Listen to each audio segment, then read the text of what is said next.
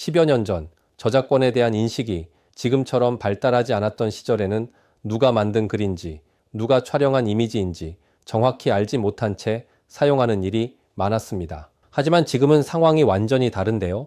잘못 사용한 콘텐츠 하나로도 단순한 경고나 손해배상으로 끝나지 않고 중대한 형사범죄에 연루될 수 있다는 점을 반드시 기억해야 합니다.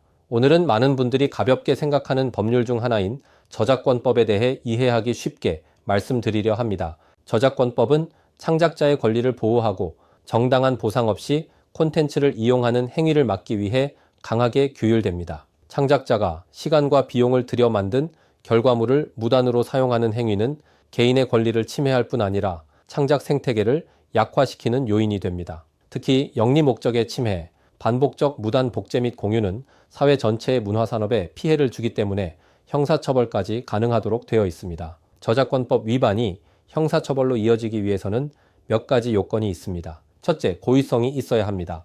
의도적으로 타인의 작품을 복제하거나 공유한 경우가 해당됩니다. 둘째, 영리 목적으로 사용한 경우입니다.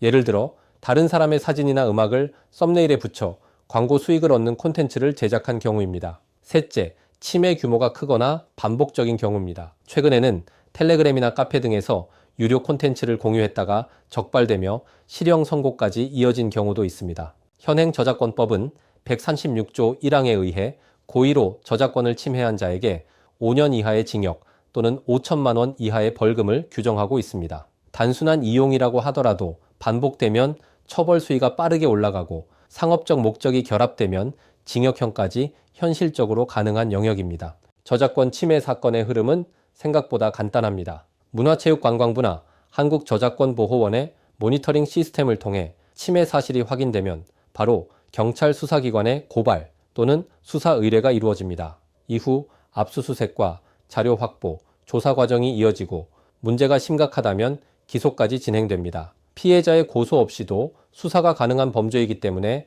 내가 걸릴 일이 있을까라고 안일하게 생각해서는 안 됩니다. 그렇다면 저작권 침해를 피하려면 어떻게 해야 할까요?